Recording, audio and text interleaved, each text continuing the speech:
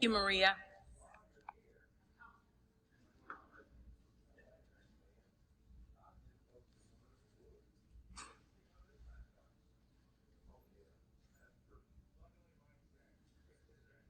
Thank you. In 2024, our theme is Building Community. As it says on our front window, Unity of Indianapolis, a spiritual community that love is building. Please know that we, each of us, takes that to heart and action. This month, our theme is family. Myrtle Fillmore wrote, "Unity is a family of loved ones drawn together by their mutual belief in an idea. The idea that holds us is that of a good and all-powerful God whose love indwells us and gives us everything we need to live a happy, healthy, productive life. This idea and the people who believe it have created incredible blessings of positive thought and prayer in our world." Let us affirm this month's affirmation together. It is behind me on the screen.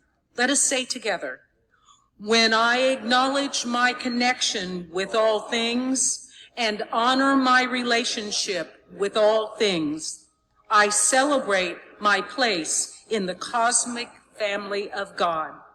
Let us say this again with more heart, more oomph, more depth. One more time. "When I acknowledge my connection with all things and honor my relationship with all things, I celebrate my place in the cosmic family of God."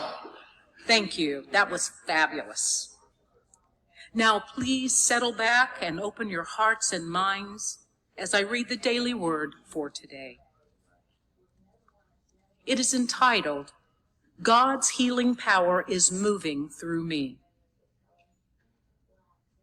I am open and receptive to God's healing power within me and within my dear ones.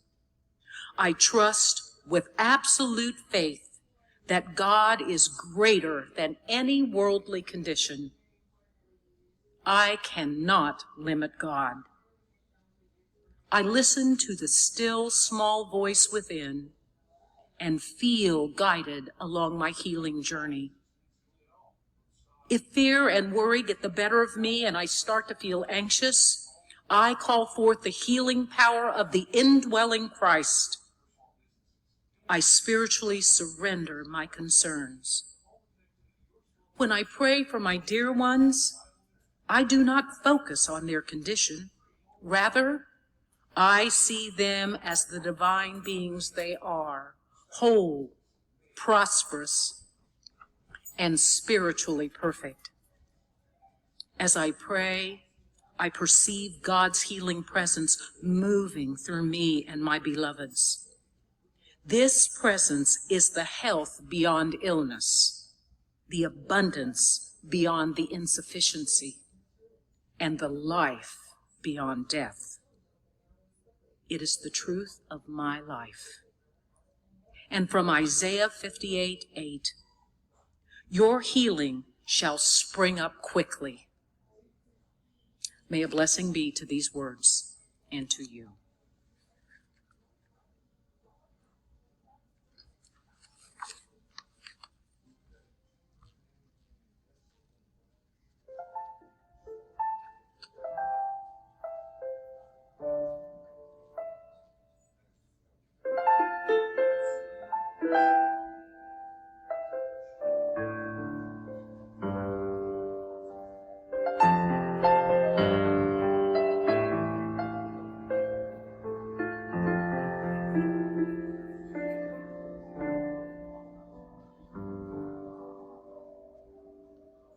The universe is around me. The universe is within. The universe is beyond me. So where do I I stand in awe of the sun, the moon, each cloud, each star, each tree, and the wonder flows through me. I stand in awe of all I see. I stand in awe of each flower, creature, person, young and old. And love flows through me. I stand in awe of all I behold. Because the universe is around me. The universe is within. The universe is beyond me. So where do I begin? If its beauty is around me, and its wisdom dwells within, and its vastness is beyond me, with no beginning and no end, then where do I begin?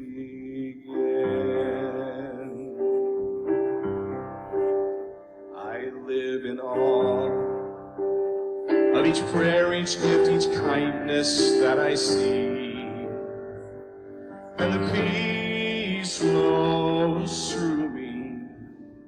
I live in awe of generosity. I live in awe of every single act of creativity, and the light flows through me. I live in awe of you and me. Because the universe is around us. The universe is within. The universe is beyond us. So where do we begin? If its beauty is around us, and its wisdom is within, and its vastness is beyond us, with no beginning and no end, then where do we begin?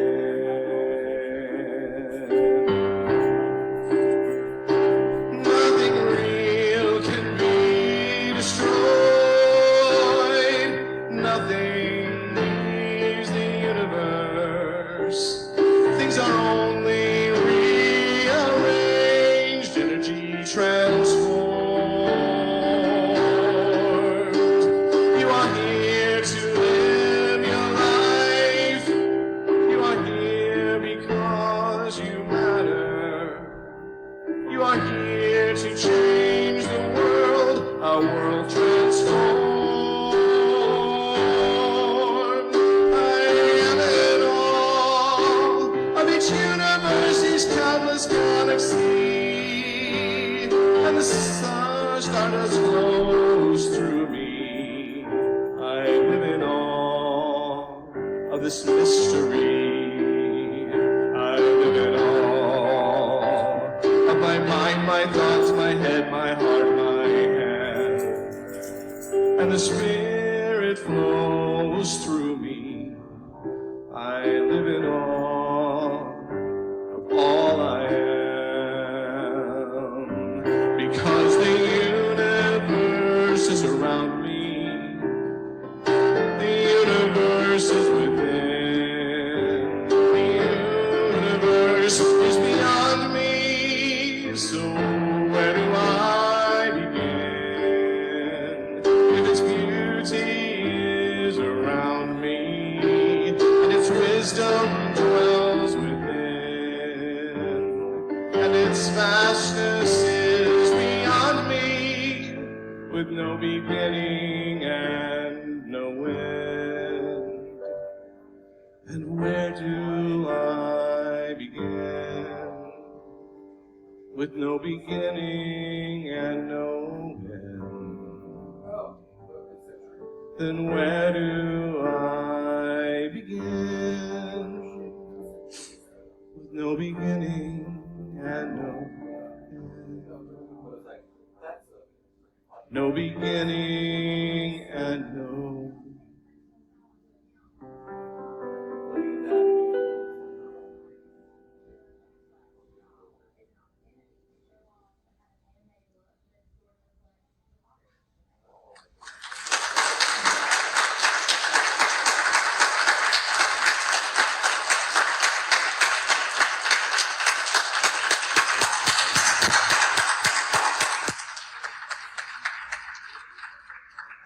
Goodness. Oh my goodness, oh my goodness.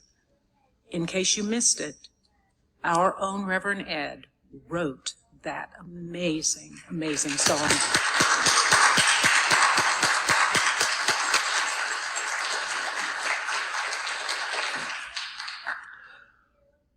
Oh, thank you, and good morning. I'm a little taller. My name is Reverend Ed Trout. My pronouns are he, him, and I am ordained through One Spirit Interfaith Seminary. It is my pleasure to be your speaker here this morning. And first of all, I have to really thank Michael.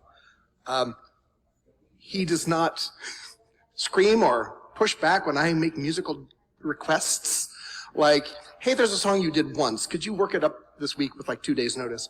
And there's a healing going on, which is not an easy song. And you masterfully did both of those.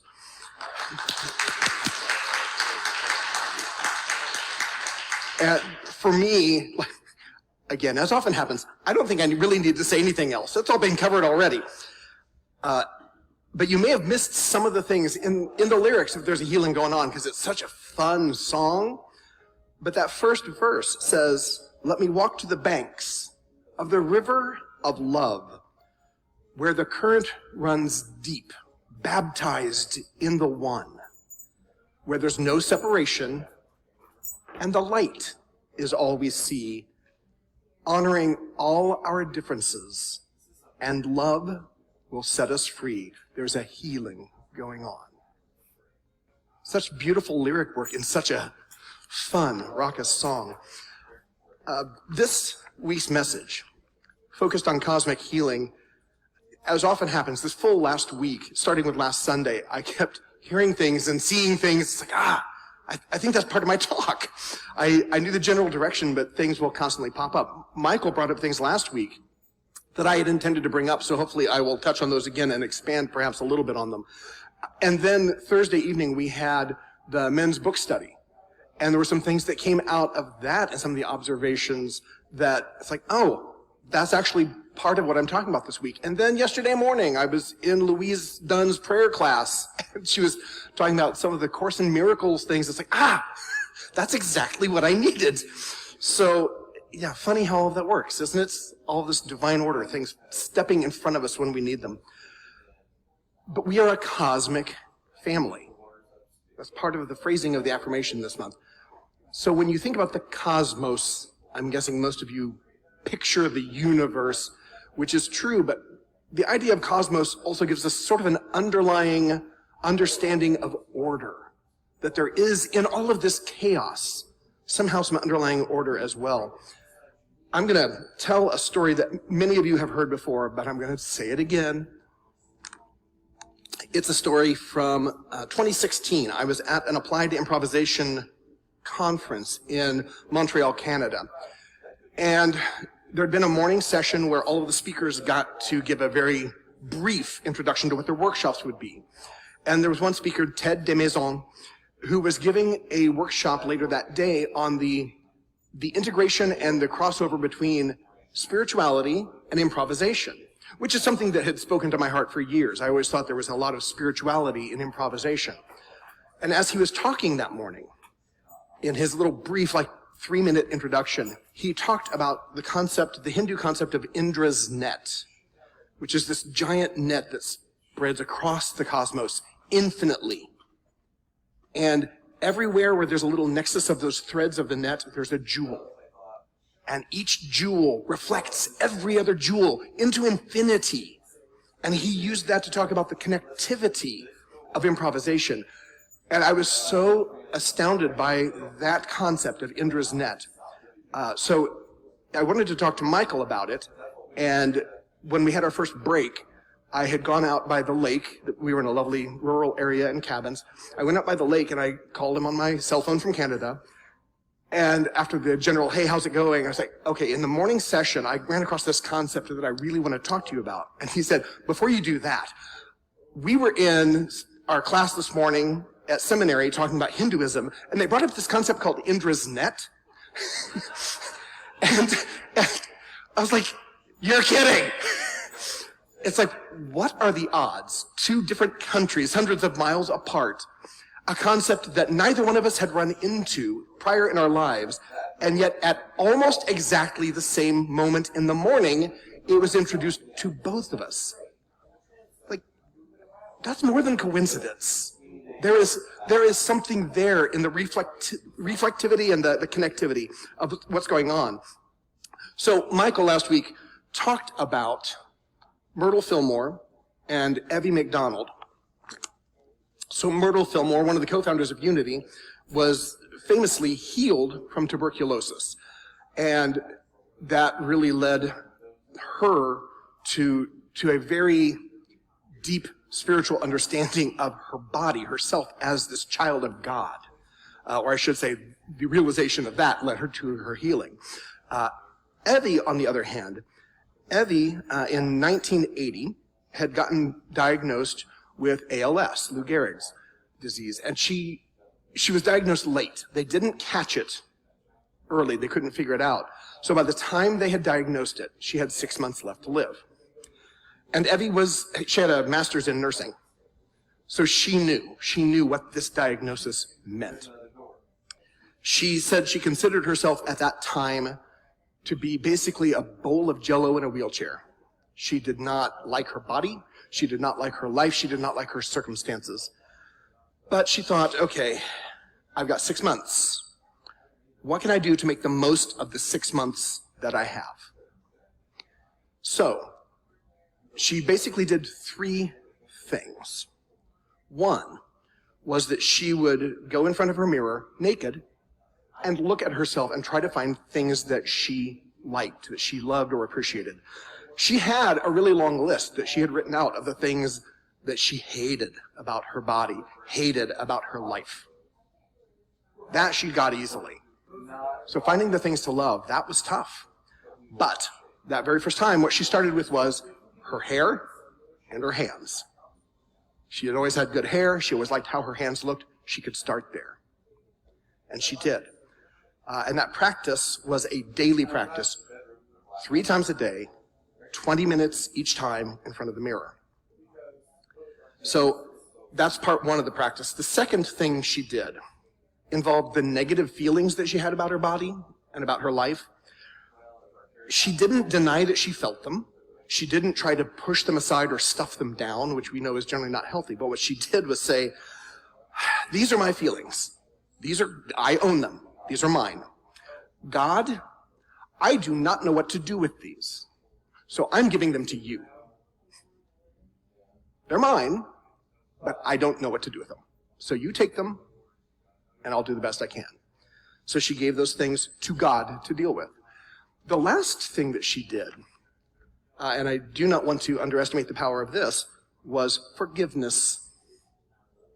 Forgiveness for anybody and everybody. And she did it daily, going through and forgiving. So finding something to love in herself, physically looking in the mirror, giving over those negative thoughts to God, acknowledging they're hers, but giving them up, and then forgiving. So through this process, she started getting a longer list of things that she liked, things that she loved even about herself and about her life. And there eventually came a point when that list got as long as the list of negatives. And in fact, she kept up her practice and it exceeded that list. And then there came a day where she literally crossed the threshold into the room with the mirror but metaphysically and metaphorically crossed the threshold into a place where she looked in the mirror and she's like, I only love what I see. Those negative thoughts had pulled back because she had made so much room for the love for herself. And then she started regaining strength. She had suffered from polio as a child. She had 2 withered limbs. But she started regaining strength. She got able to walk on her own again, to take care of herself on her own. She's still alive and with us today. Michael mentioned that last week. You can applaud for her. She is a miracle person. She's the first person known to be cured of ALS. And I shudder to think how different that would be if she had just not decided she wanted those last 6 months to be good. Michael's mother, Nina Davis, is a survivor of pancreatic cancer. Right. And if you know anything about pancreatic cancer, that is rare. She's in textbooks. She has a lot of faith, and she's been through a lot, but she always comes through. I know there are people in this place that have had their own healings, things that they've put out there, and they feel that they've been healed on, which is wonderful. The other side of that, though, is I also know there are people in this place who have asked for those healings that did not receive the healing they expected. So I want to focus a little bit on that. When you get the healing, that's joyous, and that's easy for the most part. But when you don't, that's hard on our faith. That's hard on our psychology. That's just hard on everybody that loves us. So I want to talk very briefly about my experience with the men's group this week. I had shared with them that I had some days when a sadness just came upon me. Middle of the afternoon, I would just get sad. And it was odd. Like I couldn't place it. I just got sad. And for several hours, it was just rough. And it wasn't until Saturday. And I realized, Saturday, April 13th. 13th anniversary of my sister's passing. My sister Pam died in 2011 from a brain tumor. She had a glioblastoma, and if you know anything about brain tumors, they're really nasty. So she had great faith. She got Reiki. She got distance prayer healing. She had prayer circles going. She had prayer shawls. Candles were lit. And she went into surgery, and they got everything that they could see, which in and of itself is a miracle. Glioblastoma sends tendrils out all through the brain, and it is very rare for them to be able to get everything they see. And that did buy her some time, but not as much as we thought, not as much as we hoped, because it came back, as it usually does, with a vengeance. And before we knew it, she was losing her speech, becoming immobile, and then eventually she made her transition. I do think she had a miracle. She had more time than many would. I wanted it to be a bigger miracle, right? I wanted it to be the big miracle. And then that reminded me of our dear friend, Lauren Lane Powell. So some in this room will know Lauren. Lauren was a musician with the Great Lakes Unity region. She's a musician, speaker, author. She had a book, Holy Shift, Everything is a Gift. I tried to articulate that second word very clearly. Holy shift, everything's a gift. And in fact, the song that we did earlier, going into meditation, From My Wholeness, is one of her songs. And I did not realize until I was looking at the copyright on it this morning that her company that holds the copyright is Harmonies of Healing. So, of course it is. Of course it is. So I didn't really know Lauren until 2012. That was the first time we were hosting a music conference here for the Great Lakes region here in this church. And Lauren was supposed to attend, but word had gotten in that she couldn't make it because she had been diagnosed with ovarian cancer. So everybody, of course, circled up, prayed for her. Most of them knew her personally. And even those that didn't know her, it's like, it's a human being and an artist, and we will pray for her. So Lauren, when she got her diagnosis, she asked God, what am I supposed to do with this? And I don't know about you. For many of us, we ask questions. We don't get a direct answer. We don't hear a voice. Lauren got direct answers. So she said, what do I do with this? And what she was told was, do it differently. Change the way cancer looks and feels by doing it differently. So when she called her mom and dad to tell them, what she said was, Mommy, I get the chance to heal from ovarian C cancer. That's a C followed by A-N-S-W-E-R. C answer. And her mom, after the shock, was like, well, of course you get to heal from it. Yay, you get to heal. Her dad was also supportive. They knew she would heal. She decided, I'm doing it differently. Chemo is going to look different for me. She had Chemo-Dreamo. So her parents were part of her Chemo-Dreamo team. They would go in with her. She would take the chemo bags, bless them, kiss them. There was nothing but love in there for her. And there's more in there too, but this went on. She went into remission late in 2012.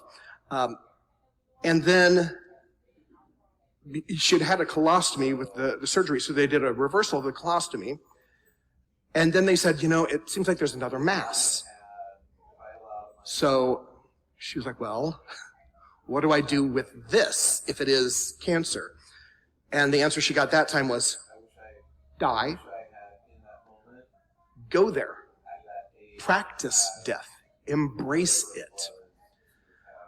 And I heard her speaking about this experience later in a talk at Bloomington, and she said, well, death is an ultimate form of healing. So that is a way that she started looking at it. And she did embrace it. She grieved. She grieved hard. She grieved what her parents would be feeling. She picked out her place in hospice. She wrote music about her own passing. She had sung with a threshold choir, and for those of you that may not know what a threshold choir is, those are singers and musicians that will go into hospices and into nursing homes and sing for those who are near transition. So she had been doing that, and she ended up writing more threshold music than she ever knew was in her. And in December of 2013, she consciously decided, if I only have, say, a year left, I want to get my music out. So she started posting a song every day to social media. But it wasn't until July that she was officially told, yes, there is a return of cancer. And then the following April, her mother died of pancreatic cancer. And then the following April, her father died of multiple systems atrophy. So when she had to go back in again, she went through this treatment with her parents, other than her mother dying before the last 3 treatments were done, but cancer came back yet again. And she had to go through that treatment without her parents. So she got her friends gathered as a posse and called them her chemo-sabi. Right? It's all of this way of viewing it. And I love that idea of like, do it differently. That's different. And I love it. She got out 2 new CDs, and she had plans for writing second and third book. The second was going to be Holy Shift, Here We Go, Grow Again, and the third was Holy Shift, Third Time's the Charm. She also had visions of C answer centers springing up all around the country. But she did cross her own threshold 5 years ago, in January of 2019. So did she have a healing? Yeah, I think so. Again, it may not have been the big healing like I went with my sister. She got time. She went into remission multiple times. She accomplished things that she may not have done without the C answer. And like with Evie, I am amazed at their ability to focus on what's important. Not focus on the down, the death, the negative, the hate, the hurt, but to focus on what is important. What do I love? What can I do? How can I do it differently? Who do I love? So one of the other things that came out of the men's study group this week was a portion of the book. It's Julia Cameron's book, The Artist's Way. And she had focused on her grandmother's letters. She didn't really appreciate them fully until her grandmother had passed away. And because they were just kind of these rambling letters to her at the time. But what she realized later was they were all about how her grandmother was focusing attention. So it would be things like, yes, Dad's cough is getting worse. We've lost the house. There's no money and no work. But the tiger lilies are blooming. The lizard has found the spot in the sun. And the roses are holding despite the heat. She's not denying the other stuff exists, but she's intentionally putting her attention, her focus on those other things. And from that, Julia learned survival lies in sanity, and sanity lies in paying attention. Healing begins in paying attention. Looking at the quantum level of attention, scientists know that our attention changes energy. It changes things. The observation, the mere act of observation will change it. Light can act as both a wave and a particle. And depending upon if you're watching it or not, it will behave one way or the other. This is scientific, right? It all starts sounding very like, ooh, spiritual, airy-fairy stuff. No, it's like, no, this is quantum science. And where we place our attention changes everything. Wayne Dyer famously said, if you change the way you look at things, the things you look at change. And then this got me to A Course in Miracles prayer observations that Louise had brought up yesterday morning. So in A Course in Miracles, talking about true prayer, it says, prayer is a way offered by the Holy Spirit to reach God. It is not merely a question or an entreaty. It cannot succeed until you realize that it asks for nothing. We're not begging. We're not going to some grand vending machine trying to get something. We're not entreating. True prayer must avoid the pitfall of asking to entreat. Ask rather to receive what is already given, to accept what is already there. The secret of true prayer is to forget the things you think you need. And then it goes on, and I'm paraphrasing this a little bit to condense. But when you're praying for others, praying to Christ in anyone is true prayer. Not praying to their lack, not praying to their ill health, not praying to a need and begging for help. Praying to the indwelling Christ. And the answer to prayer is in finding that truth. Because you've realized that Christ is in both of you. And that is the only truth. So, the indwelling Christ is in all of us. That is that cosmic connection, right? That is the jewel at each nexus of Indra's net. That is the Buddhist jewel in the lotus, the Om Mani Padme Hum, that reflects every other jewel into infinity. That Christ consciousness. And that connection to the Christ, to the cosmos, is this energetic, flowing state of spirit, right? The cosmos is organized in its own way, but spirit and energy are flowing. The universe is around us. The universe is within. The universe is beyond us. So where do we begin? Well, probably in quantum entanglement.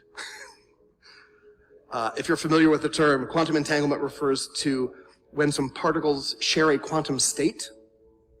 Once they share that quantum state and you separate them, it doesn't matter how far apart they are. Millions of miles, it doesn't matter. When one is affected, so is the other. Distance is irrelevant. That, to me, is our interconnection as well, in the more physical side of things, how particles are interconnected. From our wholeness with everything, we know our oneness with God. And that oneness is where we receive our gifts of joy and of peace. and of healing. William Blake starts his poem Auguries of Innocence with the lines, "To see a world in a grain of sand and heaven in a wild flower, hold infinity in the palm of your hand and eternity in an hour." To see the infinite in the limited, to see the huge in the small, to see the cosmos in the microcosm. And when we acknowledge that connection, and when we honor those relationships, that's when we are celebrating not only our place, but everyone's place in this cosmic family.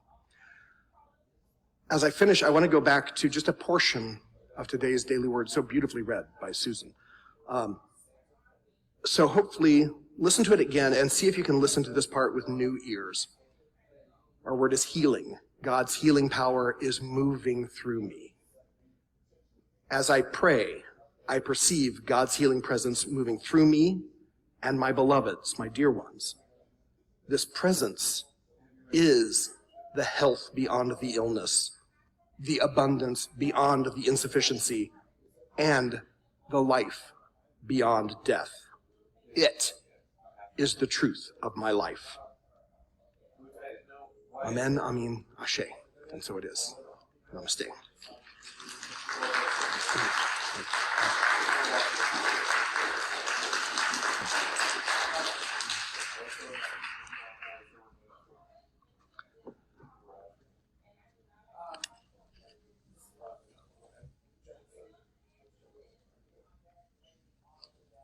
Let us thank Reverend Ed again for that exquisite message.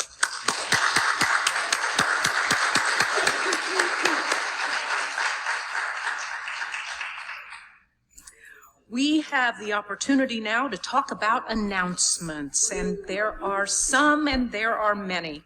I'm not going to read all of the announcements in your calendar of events, but you will find them in our bulletin. For those of you at